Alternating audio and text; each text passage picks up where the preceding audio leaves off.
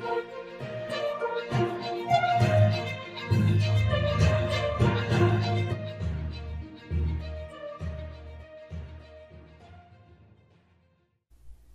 اللہ الرحمن الرحیم۔ السلام علیکم ورحمۃ اللہ وبرکاتہ۔ KSA Info 2030 کے ساتھ آپ کی خدمت میں حاضر ہوں۔ چلتے ہیں آج کی اردو نیوز کی خاص خبروں کی جانب۔ روسی صدر کا اوپیک پلس میں تعاون پر شاہ سلمان کا شکریہ۔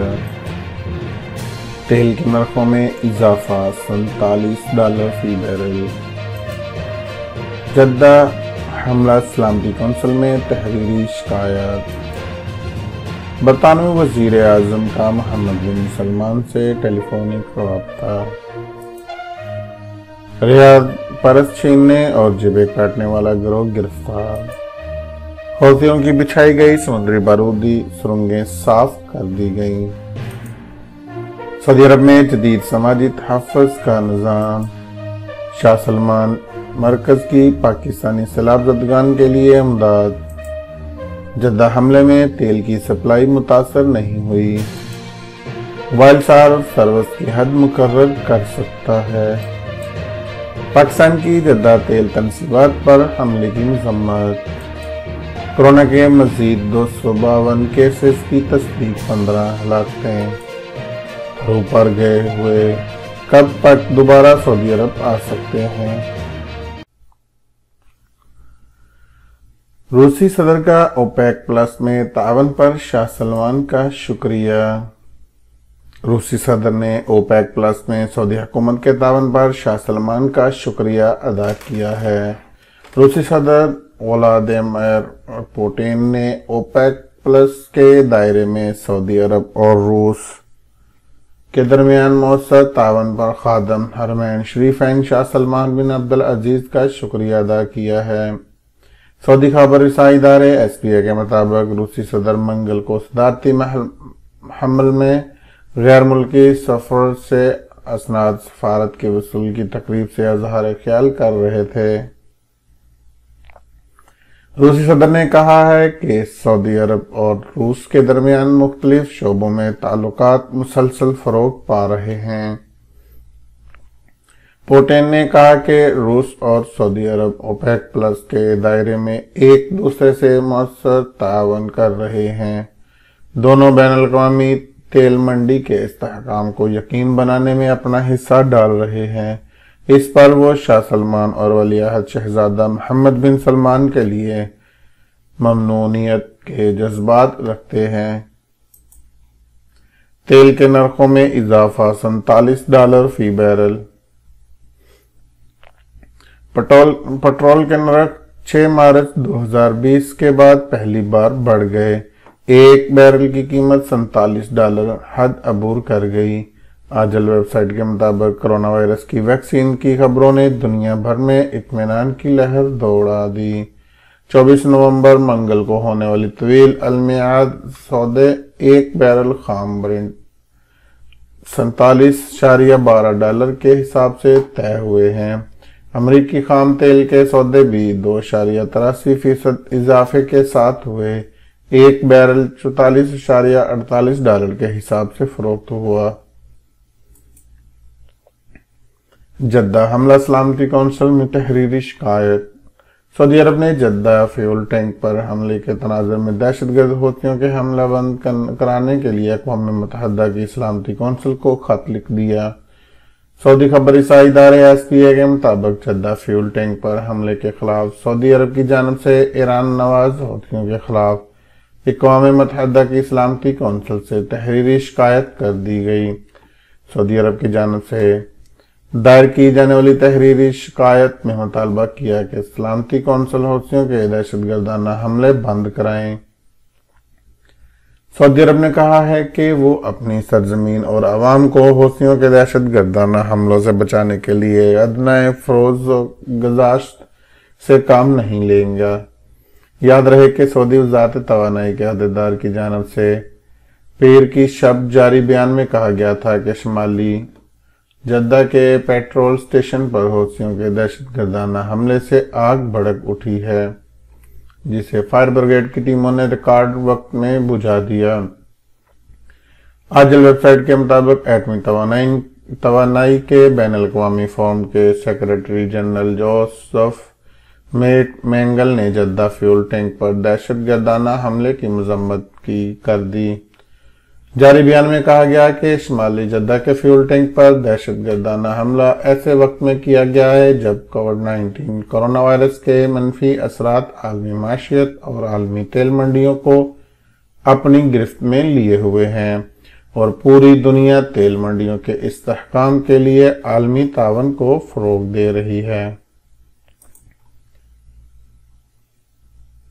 برطانوی وزیر اعظم کا محمد بن سلمان سے ٹیلی فونک رابطہ۔ سعودی ولی عہد نائب وزیر اعظم و وزیر دفاع شہزادہ محمد بن سلمان سے وزیر اعظم بورس جانسن نے منگل کو ٹیلی فونک رابطہ کیا۔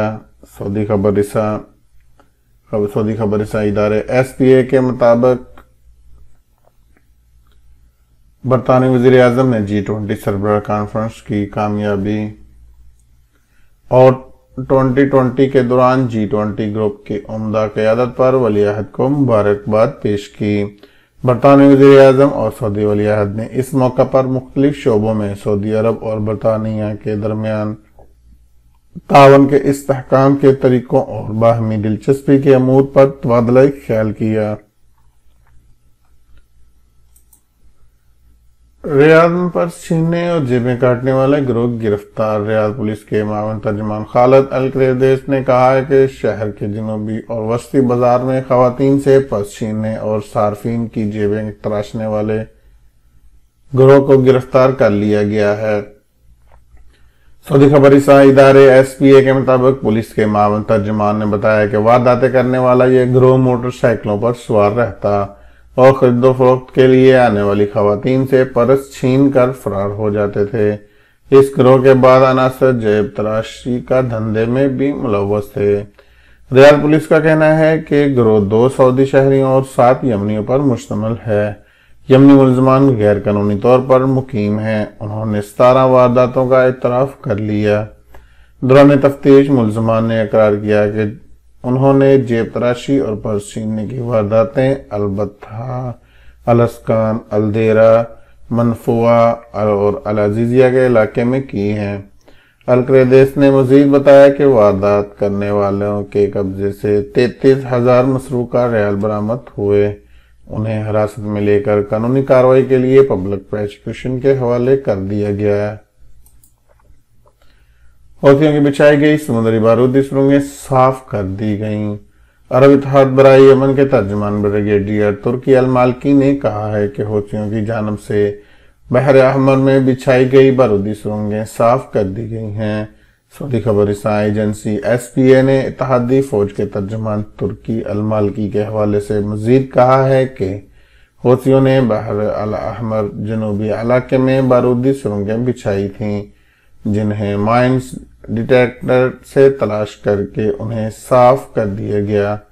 عرب اتحاد کی قیادت کا کہنا ہے کہ سمندر میں جو بارودی سرنگیں دریافت ہوئی ہیں وہ صدف طرز کی ایرانی ساختہ تھیں۔ المالکی نے توجہ دلائی کہ بحر احمر میں اب تک 163 بارودی سرنگیں تباہ کی جا چکی ہیں۔ المالکی نے کہا ہے کہ حوثی ایران کی شہ اور مدد پر بحر احمر کی جنوب میں جارحانہ سرگرمیوں کے ذریعے سمندری جہاز رانی کو مخدوش کر رہی ہیں۔ سعودی عرب میں جدید سماجی تحفظ کا نظام۔ سعودی کابینہ نے نئے سوشل سیکیورٹی سسٹم کی منظوری کے بعد فیصلے کی تفصیلات بتائی ہیں، جس میں یہ بھی شامل تھا کہ موجودہ سیکیورٹی سسٹم اہل رجسٹر مستفید افراد پر اس وقت لاگو ہوتا رہے گا جب تک نیا نظام نافذ العمل ہو جائے، جس کی مدت 2 سال سے زیادہ نہیں ہوگی۔ اخبار 24 کے مطابق فیصلے میں کہا گیا ہے کہ وزارت انسانی وسائل اور سماجی ترقی 2 سالوں کے دوران نئے نظام کو نافذ کرنے کے لیے جامع منصوبہ مرتب کرتے ہوئے اس پر عمل درآمد کو یقینی بنائے گی۔ جس کے تحت سماجی، مالی اور معاشی امور کو مد نظر رکھتے ہوئے مرحلہ وار مستحق افراد اور خاندانوں کی رجسٹریشن کی جائے گی۔ فیصلے میں مزید کہا گیا کہ وزارت انسانی وسائل، محکمہ شماریات اور دیگر اداروں کے اشتراک و تعاون سے سوشل سیکیورٹی کے لیے مستحق افراد کے حوالے سے اپنی سفارشات کے ساتھ جامع رپورٹ مرتب کریں، متعلقہ حکام کے ساتھ رابطہ کرے گی تاکہ اعداد و شمار کو جمع کرنے کے لیے ایک فیلڈ سروے کرایا جا سکے اور معاشرتی تحفظ کے اہداف کی تشخیص اور نشاندہی کے لیے وقتاً فوقتاً تحقیقی مواد تیار کی جائیں۔ وزارت انسانی وسائل کو یہ اختیار دیا گیا کہ وہ معاشرتی تحفظ سے متعلق اعداد و شمار متعلقہ سرکاری ایجنسیوں، نجی اداروں،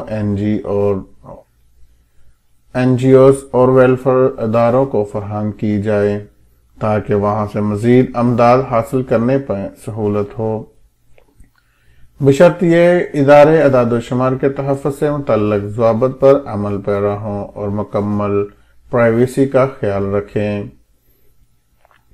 نوٹیفکیشن کے مطابق نئے نظام کا مقصد معاشرے میں غربت کی صورتحال پر قابو پانے کے لیے ضروری وسائل مہیا کرتے ہوئے کم سے کم اتنی آمدنی کو یقینی بنانا ہے جو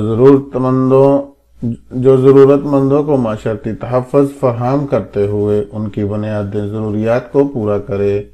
سوشل سیکیورٹی سسٹم کا بنیادی مقصد ضرورت مند اور مستحق افراد کو معاشرے کا مفید فرد بنانا ہے، جس کے لیے مختلف تربیتی پروگرامز کا انعقاد بھی شامل ہے، جس کے ذریعے ان افراد کے اندر پوشیدہ صلاحیتوں کو ابھارتے ہوئے انہیں معاشرے میں فعال رکن بنانا ہے تاکہ ضرورت پڑنے پر وہ دوسروں کی مدد کے اہل ہوں۔ طریقہ کار نوٹیفکیشن میں واضح کیا گیا ہے کہ پینشن کی درخواستیں وزارت انسانی وسائل اور سماجی ترقی سے ایک مجاز اتھارٹی کو پیش کی جائیں گی، بشمول ضروری اعداد و شمار اور دستاویزات جن میں پینشن کی درخواست کی حمایت ہو اور ضابطے میں درخواست ڈیٹا شرائط دستاویزات پیش کرنے کی طریقہ کار کی وضاحت کی گئی ہو۔ پینشن کے حقدار مترجہ ذیل شرائط کو پورا کرنے والے ہوں گے: سعودی نیشنل ہو جو قواعد و ضوابط کے ذریعے طے شدہ اصول کے مطابق مستقل طور پر سعودی عرب میں مقیم ہے، آمدنی نہایت کم ہو، پینشن سے قوانین کے مطابق دولت کے مالک ہونے اور استعمال کرنے کے معیار کو پورا کرنا، قوانین کے مطابق صحت، تعلیم اور کمیونٹی سروس سے متعلق وزارت کی ضروریات کو پورا کرنے کا عہد کرنا، مستثنیات: غیر سعودی عورت جس نے سعودی مرد سے شادی کی، بیوہ یا طلاق یافتہ عورت جو سعودی نہیں ہے اور سعودی بچے ہیں، سعودی طلاق یافتہ خاتون کے بچے جس نے غیر سعودی سے شادی کی، معذور افراد، یتیم بیوہ اور یتیم بچے جن کے پاس موبیلٹی کارڈ موجود ہے۔ پینشن ادائیگی کو روکنا: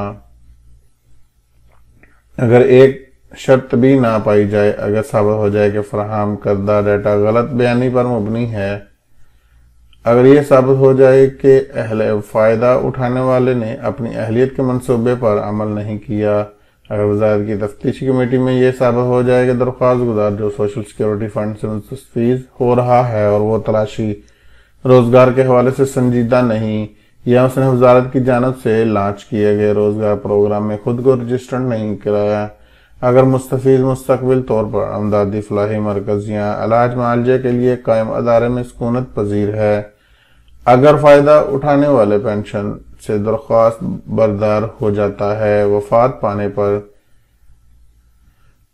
جرمانہ: وہ شخص جسے پوری فیملی کے حساب سے سوشل سیکیورٹی فنڈ ادا کیا جاتا ہے اور وہ اپنے اہل خانہ پر خرچ نہیں کرتا، اس پر زیادہ سے زیادہ 5,000 ریال جرمانہ، 3 ماہ کی قید یا دونوں سزائیں بیک وقت دی جا سکتی ہیں۔ ایسے افراد جو مستحق نہ ہونے پر بھی سوشل سیکیورٹی سے اپنے نام فنڈ جاری کرائیں اور ان پر زیادہ سے زیادہ 10,000 ریال تک جرمانہ یا 1 سال یا 2 سزائیں بیک وقت دی جا سکتی ہیں۔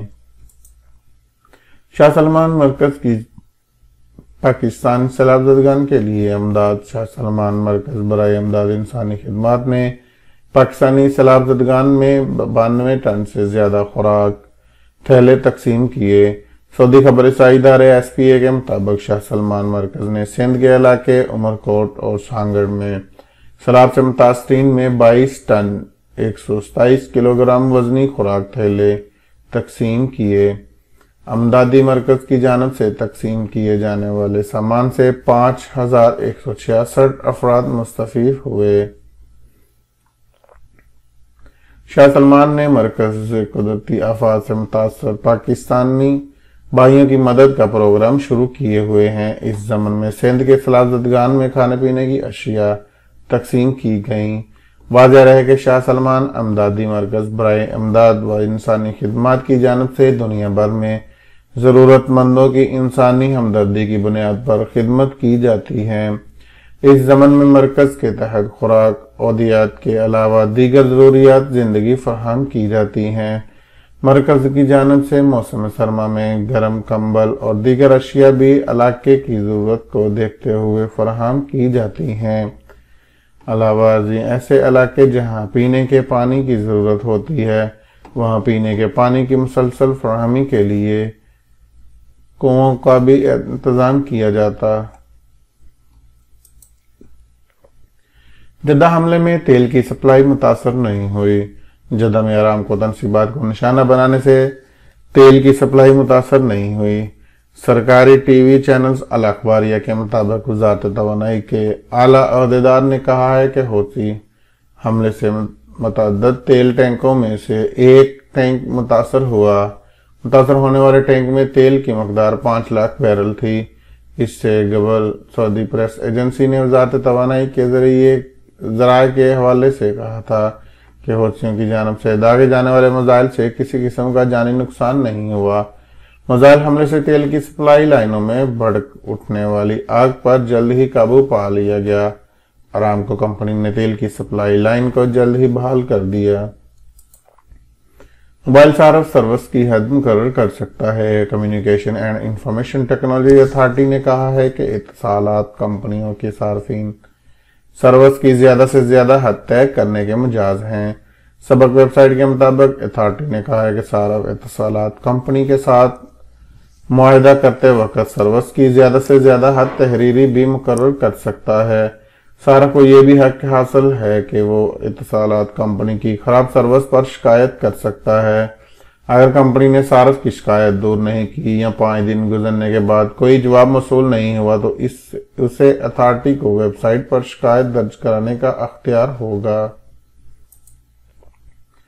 پاکستان کی جدہ تیل تنصیبات پر حملے کی مذمت۔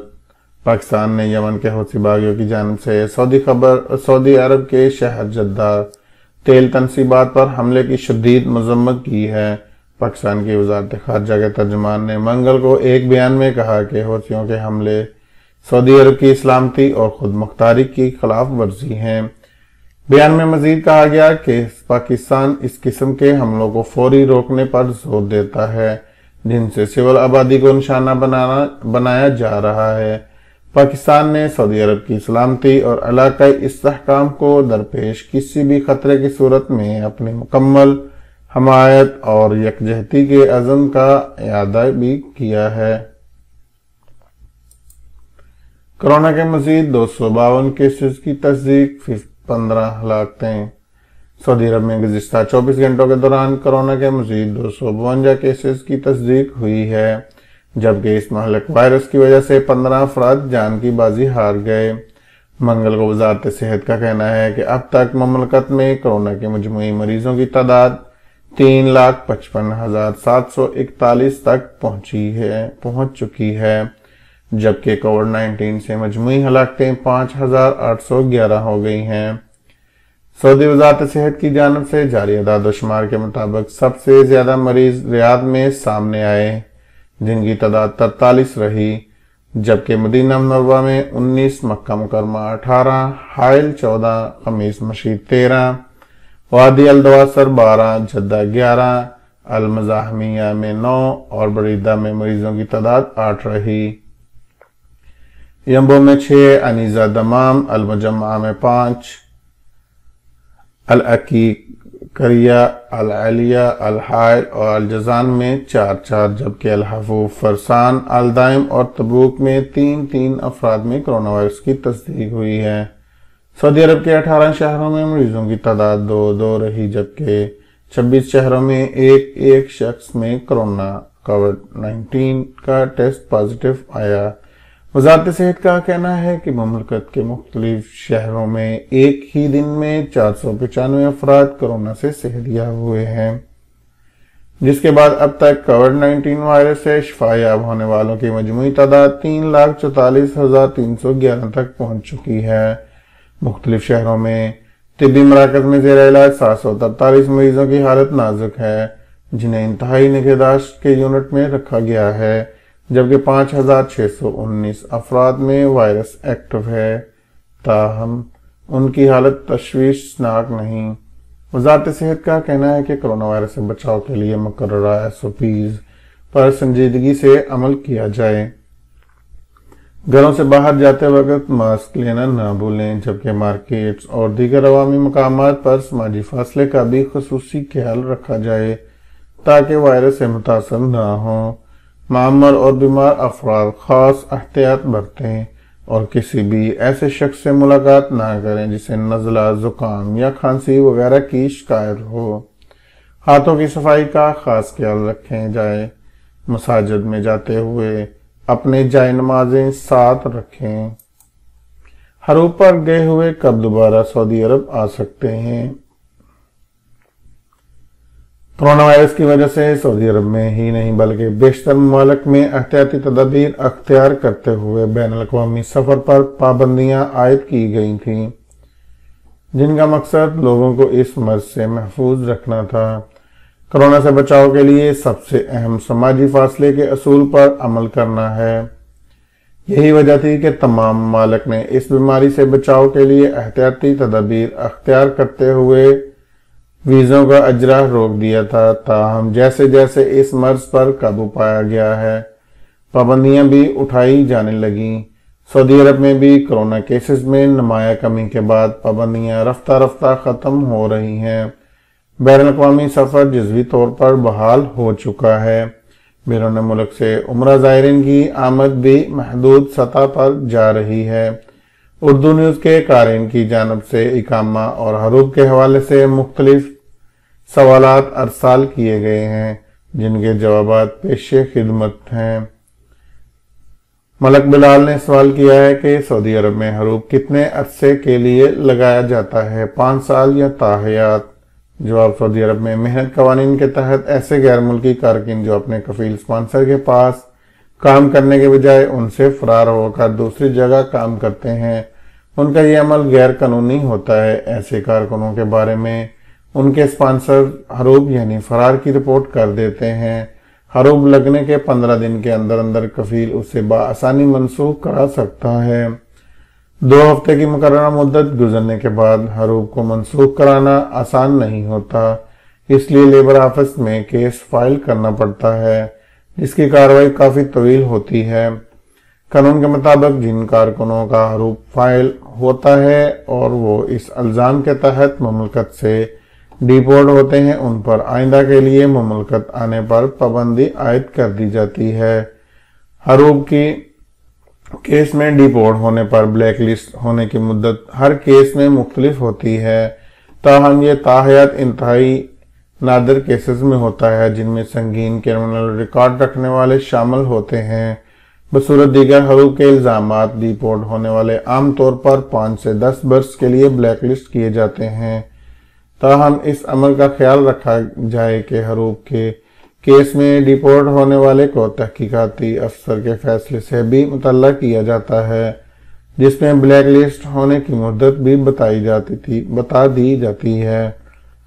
جمیل قریشی نے سوال میں پوچھا ہے کہ میرا اقامہ 1 برس کے لیے سسٹم میں تجدید ہو گیا، اب آپشن میں چیک کیا اور اس کی تاریخ بھی بڑھ گئی ہے، معلوم یہ کرنا ہے کہ اقامہ کارڈ کی مدت ختم ہو گئی ہے، کیا میں جوازات کے باہر لگی مشین سے نیا کارڈ پرنٹ کرا سکتا ہوں؟ کیا نسخے کی تبدیلی کے بغیر پاکستان سفر کر سکتا ہوں؟ جواب: سعودی عرب میں غیر ملکی کارکنوں کا اقامہ کارڈ 5 برس کے لیے بنایا جاتا ہے، جبکہ اس کی تجدید سسٹم میں ہر برس کی جانا ضروری ہوتی ہے۔ سسٹم میں تجدید اسی وقت ہوتی ہے جب اقامہ کی مقررہ فیس ادا کی جاتی ہے۔ آپ کا کہنا ہے کہ سسٹم میں آپ کے اقامے کی تجدید کر دی گئی ہے اور ابشر پر بھی نئی تاریخ آ گئی ہے۔ آپ کے اقامہ کارڈ کی مدت ختم ہو چکی ہے، تو اس بارے میں یاد رہے کہ غیر ملکی کارکن اپنے اقامے یا اس سے منسلک دیگر معاملات کے لیے براہ راست جوازات سے رجوع نہیں کر سکتے۔ اقامہ کارڈ پرنٹ کرانا کفیل یا سپانسر کی ذمہ داری ہوتی ہے۔ کفیل یا کمپنی کا مقرر کردہ نمائندہ ہی جوازات کے دفتر سے اقامہ کارڈ حاصل کرنے کا مجاز ہے۔